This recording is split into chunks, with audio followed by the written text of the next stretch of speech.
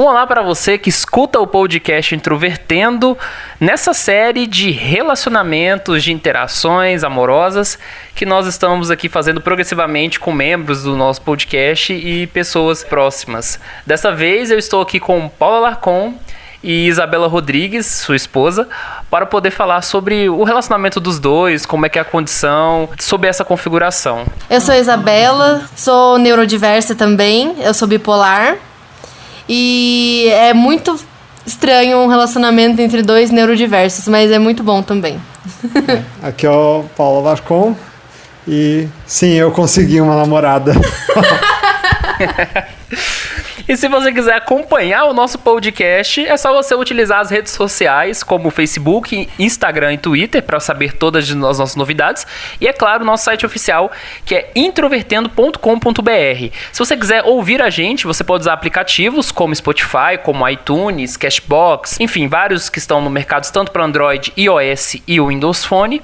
E, é claro, mais do que tudo também, uma coisa muito importante que nós temos que falar é que nós estamos no PicPay, estamos recebendo doações para manter o nosso podcast, custear servidor, comprar equipamento, enfim, nós ficamos bastante agradecidos com a colaboração de vocês. E agora o episódio.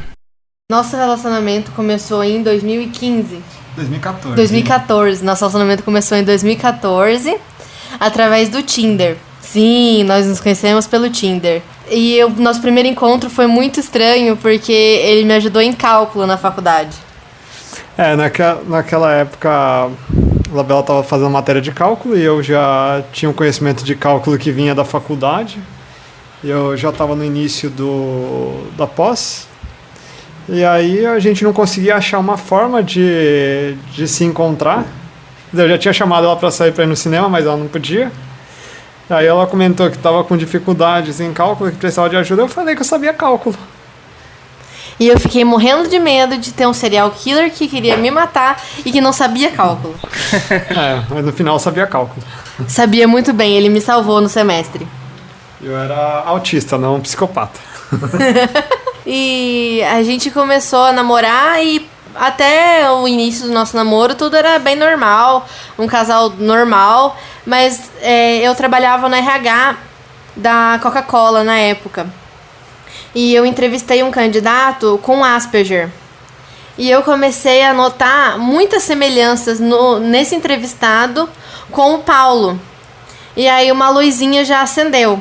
Mas nessa época ficou só nisso, eu só fiquei pensando e nem tinha falado nada pra ele. E isso foi mais ou menos em que ano? Isso foi por volta de 2015. 2015. Lá pro meio de 2015. A gente tava com a luzinha acesa e o diagnóstico mesmo só veio no ano passado. 2018. Na verdade, a gente só resolveu procurar ajuda profissional mesmo porque durante a pós-graduação o Paulo começou a ficar muito, muito estressado com tudo que estava acontecendo e ele começou a se bater. E eu falei, meu Deus, isso não pode ser normal. E aí eu comecei a perturbar ele até ele procurar ajuda do psiquiatra. E eu tive que ameaçar ele, jogar ele na parede e falar, olha, ou você vai no psiquiatra ou a gente não namora mais. Foi bem tranquilo, sem pressão nenhuma pra ele procurar o psiquiatra. Basicamente, assim, é aquele tipo de pessoa que quando envelhece vira o velho teimoso, né? Que só procura o médico quando tá morrendo. Exatamente. Não poderia ter palavras melhores para isso. Quais eram essas características que você vinha de semelhança desse cara que você viu no RH com relação ao Paulo, assim, que você achava de diferente? A primeira coisa foi não olhar nos olhos. Porque o Paulo tem essa dificuldade bem grande de não conseguir olhar nos olhos das pessoas quando ele tá falando. Ele até começa a olhar um pouco, mas depois ele fica entretido com outra coisa, ou ele procura outro foco de visão.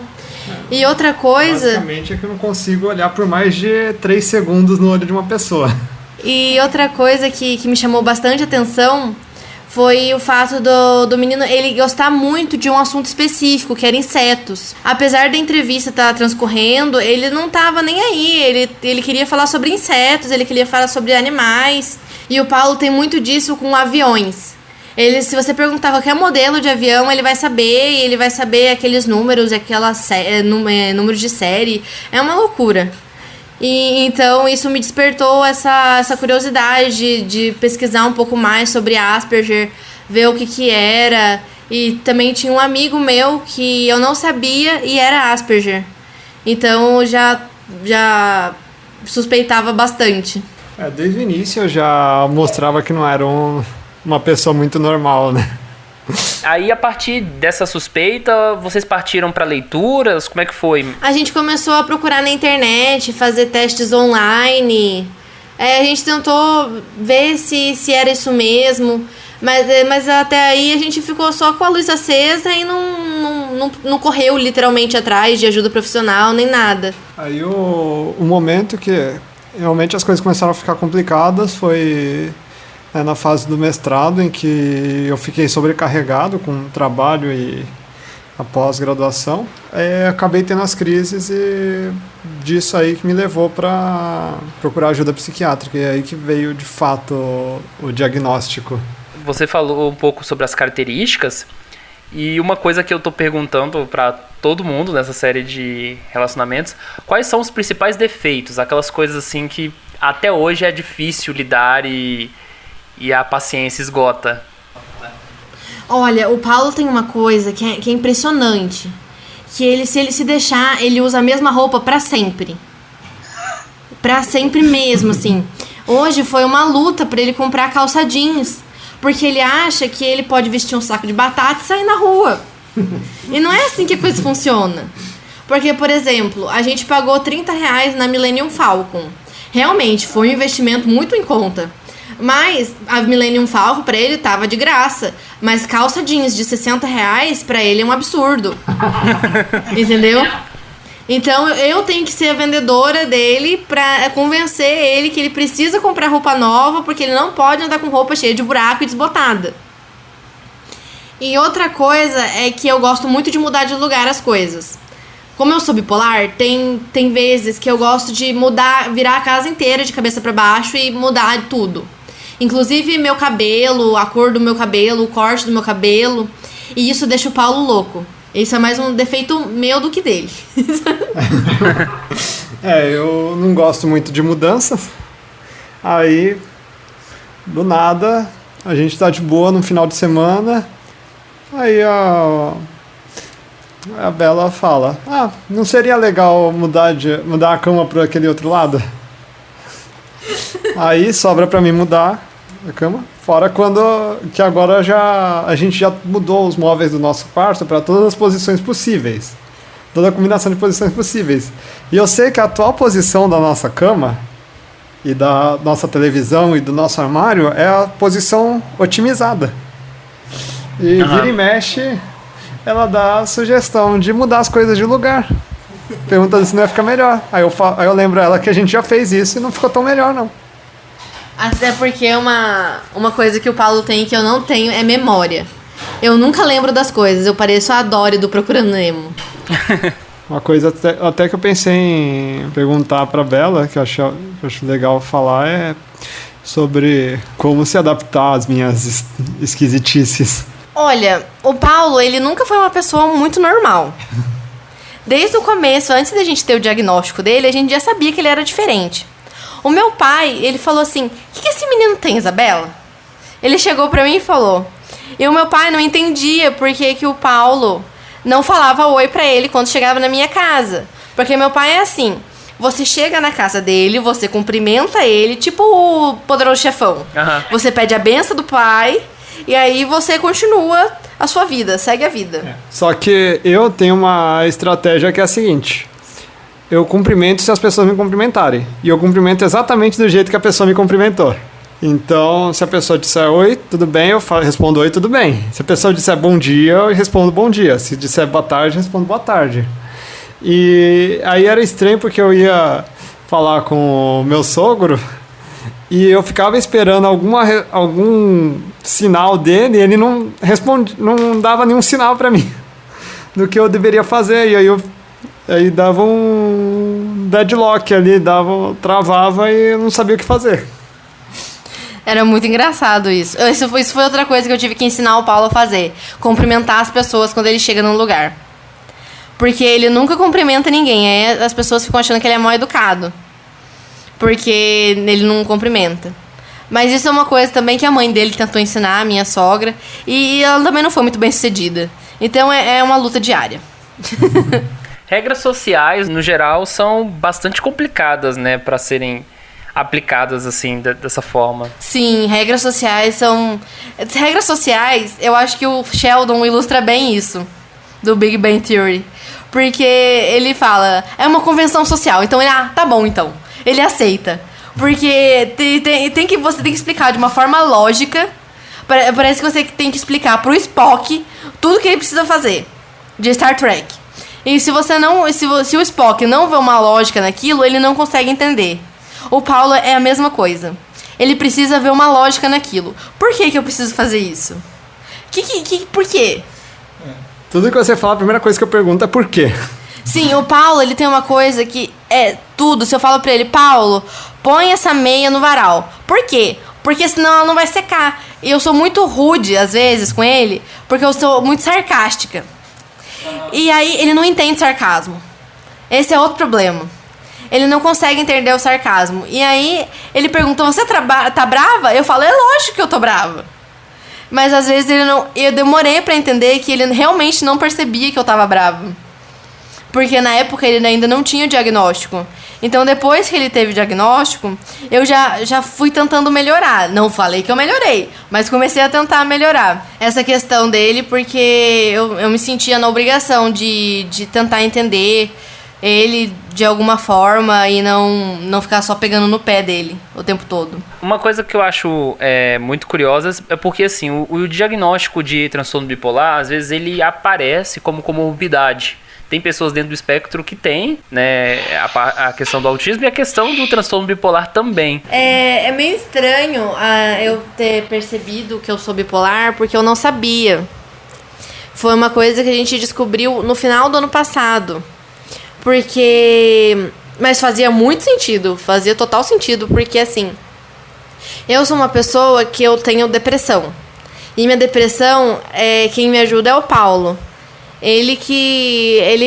Quem dá mais trabalho, na verdade, sou eu. Ele, se Asperger, não mudou em nada a nossa relação, porque ele é uma pessoa que os defeitos dele não são nada perto das qualidades. Mas eu sou muito depressiva e eu tava tendo muitas crises com vontade de me matar. Uhum. Eu ficava procurando na internet formas de me matar e fazer essas coisas. E o Paulo foi que me segurou e falou, não, agora é sua vez, agora você que precisa ir no psiquiatra. E aí eu, como uma pessoa teimosa, não quis ir. Aí foi a inversão de papéis. É um relacionamento à base de teimosia, basicamente. Aí no dia que a gente foi na minha consulta com a psiquiatra, que aí a minha psiquiatra gosta que vá membros da família, né? Então eu levei a Isabela junto, aí eu fiz pressão na Isabela pra ela perguntar se podia marcar uma consulta com ela. E logo no final da minha consulta ela já começou a falar tudo que tinha pra falar com a psiquiatra. Porque eu sou uma pessoa que falo demais. Como você já deve estar percebendo, eu sou uma pessoa que falo muito. E aí eu comecei a soltar avalanche de coisas ruins que estavam me acontecendo. Tudo na psiquiatra do Paulo. Aí ela falou assim, tá bom, calma. Vamos marcar uma consulta pra você. Só que ela falou que queria falar no máximo no próximo mês. Ela falou, não, antes do Natal você vem aqui, porque às vezes acontecem alterações de humor muito repentinas durante as festas, então eu quero ver você antes do Natal. Uhum. Aí em dezembro do ano passado saiu o diagnóstico. A gente tava em dúvida entre borderline e bipolaridade. Aí o diagnóstico fechou em transtorno bipolar misto. Então foi algo, assim, extremamente rápido, né? De certa forma, entre perceber e diagnosticar. Na verdade, levou mais ou menos 1 ano e meio, porque eu trabalhava na Coca-Cola, e aí eu era jovem aprendiz, e o meu contrato encerrou. E aí eu entrei numa crise de depressão muito forte.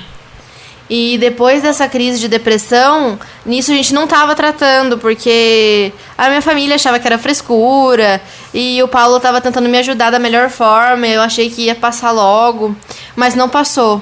Eu perdi 1 semestre na faculdade por conta disso, me isolei de todas as pessoas que eu conhecia.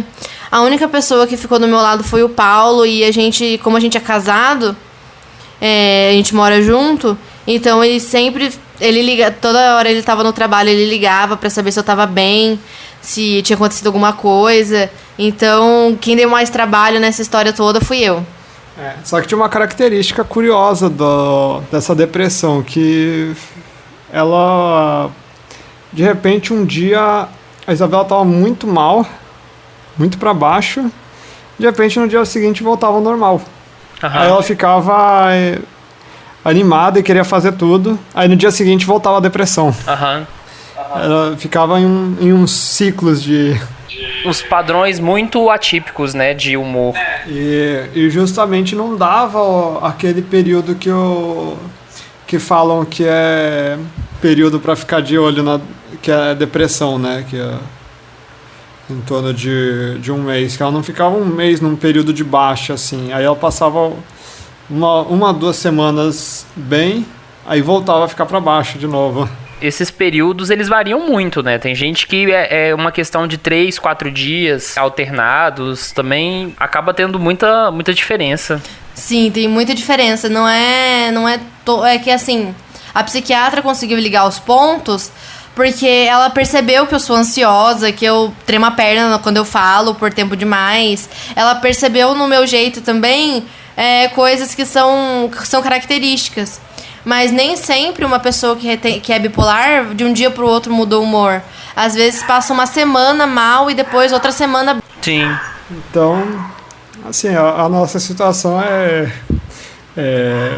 chegou a um ponto que eram 2 pessoas com problemas tentando se ajudar e tentando um apoiar o outro, né? Porque tinha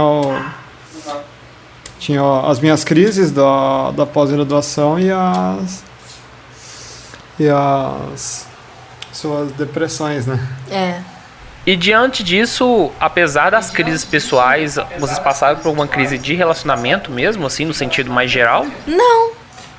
A gente teve pequenas crises, principalmente pequenas brigas. Na verdade, não tão pequenas assim, né? Na verdade, nunca chegou ao ponto da gente se bater, mas é que normalmente... Muitas vezes acontecia de a gente ter algum desentendimento no relacionamento que evoluía para uma discussão. De repente eu entrava em meltdown e começava a me bater. Esses foram os piores momentos, assim. E tinha às vezes que eu achava que eu não merecia ter o Paulo perto de mim. Principalmente nos momentos que eu estava mais depressiva, eu achava que seria melhor se ele arrumasse outra pessoa, se ele procurasse alguém que fosse melhor do que eu, que tivesse uma estabilidade emocional. Então, assim, a gente nunca pensou totalmente assim em terminar por conta dos problemas mentais de cada um. No caso do meu problema mental. Mas a gente já pensou em se separar porque eu achava que eu não era boa o suficiente pra ele. É um sentimento de inferioridade. E como é que você fez pra trabalhar isso? Eu ainda tô trabalhando. Agora eu tô tomando remédio pra antidepressivos. Depois que eu comecei a tomar um antidepressivo, me ajudou bastante. E os estabilizadores de humor, eles me ajudaram bastante a parar de pensar em suicídio. Que foi uma das grandes vitórias, porque tava me atrapalhando muito. E também parar de me sentir tão inferior assim. Então a medicação, o diagnóstico ajudou muito, porque sem o diagnóstico eu sentia que eu era uma preguiçosa que não valia nada. Com o remédio e com o diagnóstico eu sei que eu tenho problemas, mas que esses problemas eu posso consertar, entendeu? Então eu tenho muito mais vontade de fazer as coisas agora do que eu tinha antes. E do meu lado também, principalmente o tratamento medicamentoso ajudou a controlar as crises que eu tinha de uma forma absurda. Eu passei por momentos até bem estressantes em meados do ano passado e eu não tive crise, porque eu sentia que não tinha sentido eu descontar a raiva em mim, sabe? E como casal, qual foi, assim, a experiência mais marcante que vocês já tiveram juntos? Nossa, tem tantas. às vezes a gente enumera as roubadas que a gente já entrou nessa vida. Porque, assim, em 4 anos de relacionamento, às vezes a gente pode pensar que não é muita coisa, né? Mas é muita, muita coisa. A primeira vez que ele foi encontrar a minha família, que a minha família mora na roça, né? No interior aqui de São Paulo, em São Francisco Xavier, que é distrito de São José dos Campos. A primeira vez que ele foi conhecer a minha família, o cachorro da minha tia mordeu a mão do Paulo e a gente teve que sair correndo pro UPA da cidade pra tentar estancar o sangue da mão dele. Eita. Essa é a primeira das roubadas. Depois teve uma vez que a gente quase morreu, que a gente foi acertado por uma árvore que a gente estava muito perto, foi acertada por um raio e a árvore quebrou, assim, foi uma coisa muito feia de ver. Esse caso foi assim, a gente tinha ido no parque da cidade, aí a gente ficou lá à tarde de boa, né? A gente fez um piquenique e tal, e começou a formar uma chuva, uma tempestade. Aí a gente ficou enrolando pra ir embora. Aí começou a vir a chuva de fato, aí a gente saiu correndo pra procurar abrigo na entrada do parque. Aí quando a gente chegou lá, a árvore imediatamente atrás da gente foi atingida por um raio, a gente viu assim na hora. Raio caindo e o galho caindo bem por onde a gente tinha passado. Outra coisa foi no casamento do amigo do Paulo. Que a gente queria dançar. Que eu queria muito que o Paulo dançasse comigo. E ele não queria dançar de jeito nenhum. Porque tinha muita gente. Mas uma das coisas mais legais, assim, que aconteceram depois que a gente teve o diagnóstico do Paulo e tudo mais, foi a gente ter dançado junto. A gente foi num show, eu acho que isso é um marco do nosso relacionamento, assim, porque é muito emocionante de eu falar, porque é uma vitória pra nós dois. Que a gente tava num show do Ed Mota, lá em Taubaté, e tinha uma balada romântica, assim, né, que ele começou a cantar, e eu chamei o Paulo pra dançar, e a gente dançou a música inteira, no meio, tipo, devia ter umas 400 pessoas lá. E a gente dançou junto, no meio de todo mundo, assim, e pra mim isso foi incrível. Foi uma das coisas que eu mais gosto de lembrar. Aquele dia, no começo, eu fiquei sentindo assim uma certa ansiedade, né? Um medo de ser visto como ridículo, como estranho. Aí eu só abracei a Bela e a gente seguiu o que ela estava fazendo, movimentos. E aí a gente dançou junto. Tem o ápice de todos os momentos que a gente passou juntos, que foi o Rock in Rio. Nossa, o Rock in Rio, eu quase morri no Rock in Rio de tanta felicidade. Eu sou muito exagerada em tudo que eu faço na minha vida. E no Rock in Rio, na hora que a gente chegou, eu amo a banda Slipknot. Amo demais, assim. De um jeito que não dá nem pra explicar. E na hora que a gente chegou, tava tocando uma música do Slipknot. Dead Memories, né, amor? Dead Memories. Tava tocando Dead Memories. Eu comecei a chorar e eu comecei a gritar na fila. A gente nem tinha entrado ainda. Essa foi uma das coisas também que foi maravilhoso. A gente morrendo de medo de se perder, porque tinha muita gente, né? E no início do show formou uma roda gigantesca. E eu entrei no meio porque ser louca pouco é bobagem. É, uma roda de mosh. Porque... Só que a gente não soltava a mão do outro, né? Porque se soltasse não ia achar mais até o final do show. a gente foi uma das loucuras que a gente fez, mas foi maravilhoso, foi um dia muito especial pra gente. Nossa, a gente podia fazer um episódio só de nossos momentos, assim, de loucura, porque eu trato o Paulo na terapia de choque. Aqui em casa funciona assim. Você não vai fazer? Vai fazer sim, porque eu tô querendo. Teve a vez que você me ensinou a fazer pizza, pedir pizza. No começo do relacionamento é mais fácil eu matar o Paulo do que ele pedir uma pizza. Aí depois eu me recusava a pedir pizza. Eu falei, você quer comer pizza? Então você pede. Até que hoje ele fala com a moça da pizzaria como se estivesse conversando com um coleguinha. Então, tipo assim, é maravilhoso ver isso. Apesar que eu, ultimamente só peço pelo WhatsApp a pizza. Depois que a padaria inventou o WhatsApp deles lá, né, agora a interação com... O Paulo, ele prefere restaurantes que ele tenha um mínimo de contato possível com o atendente. Por exemplo, o restaurante de comida japonesa, onde a gente pede, você consegue pedir pelo site. A pizzaria você consegue pedir pelo WhatsApp. Então é sempre assim que funciona a nossa vida. Eu sempre tento fazer ele se entrosar com as pessoas e ele sempre foge disso. É bem isso mesmo. E uma coisa que o Paulo falou no episódio 36, que foi o episódio sobre a série Atypical, é que ele chegou a ter acesso a essa série, por exemplo, porque vocês acompanhavam, né? E aí eu queria saber, assim, qual é a sua avaliação, assim, dessas produções culturais que abordam autismo, comparando com a sua experiência mesmo de viver com uma pessoa dentro do espectro. Você acha que bate? Essas produções são boas, no geral? E tem séries que é claro que eles vão aumentar bastante pra ter o tom de humor, né? Porque, assim, o Paulo é uma pessoa, praticamente, o grau dele de autismo é bem leve. Então, é só uma pessoa que já tem um pouco de contato com ele que percebe. Mas, por exemplo, o Sheldon, ele é exagerado, mas é pra ter um tom cômico mesmo. Mas o Atypical, a série foi muito legal porque a gente conseguia perceber as coisas que o Paulo faz, que o menino da série, eu esqueci o nome dele agora. O Sam também faz. E eu sou muito a namoradinha do Sam. Muito. Porque eu tento, eu cutuco o Paulo até ele mandar eu ir pra aquele lugar. Porque eu não sossego enquanto ele não sair da zona de conforto. Apesar que você é um pouco também igual o amigo dele, o Zahid. Eu fico, por exemplo, antes, quando eu e o Paulo a gente andava na rua, ele esbarrava nas pessoas como se elas não existissem.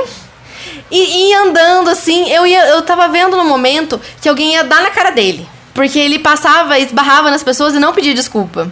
Aí eu tive que ensinar pra ele que quando ele esbarra nas pessoas, ele precisa pedir desculpa. E é basicamente como o Zahid faz com o Sam, que fala como ele chega nas garotas, o que ele faz, como que ele tem que andar, como que ele tem que se vestir. Então tem séries que retratam muito bem.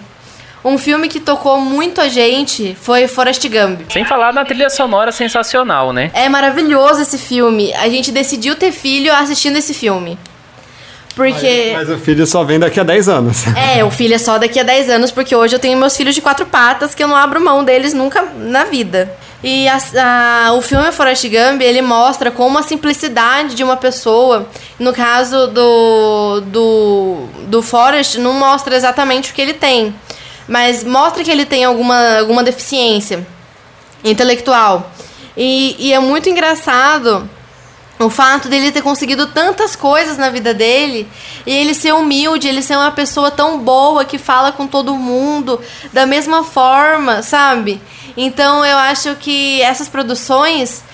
outra produção que é muito maravilhosa é o Rayman. Não sei se você já assistiu. Da década de 80, né? Isso, o filme é maravilhoso e é muito o Paulo também. Nessa questão de raciocínio rápido, de montar estratégias, de contar as coisas. Então, a maioria das vezes as produções elas acertam no tom, na minha opinião. Tem certos exageros, mas até porque a história tem que ficar interessante pro grande público, né? Mas eu também vejo bastante acerto. Tem uma coisa que é bem legal da gente, é que a gente tem 17 animais em casa. E isso é importante pra gente, porque teve muitas coisas que a gente decidiu continuar juntos por ter os animais em casa. Principalmente nas nossas crises, os animais, eles ajudam muito, sabe? Então, eu vejo como tem questões de terapia assistida para crianças autistas com animais, às vezes cavalos, às vezes cachorros. E eu acho muito importante inserir na vida de uma criança um animal de estimação. Quando a Bela tinha as crises de depressão dela, eu trazia alguns dos nossos cachorros, os mais amorosos, pra vir lamber a cara dela. E aí parece que você redescobre todo o sentimento que você tinha guardado e fala, nossa, meu Deus, meus amores, meus cachorrinhos, que se eu não estiver aqui, quem vai cuidar deles? E é muito gostoso ter isso, e a minha relação com o Paulo eu não podia estar com alguém melhor. Essa que é a minha descrição da nossa relação. O Paulo também tem isso, de ficar imaginando as coisas. A cabeça do Paulo é uma fábrica de ideias. Se você perguntar uma coisa pra ele, improvisar é um fiasco.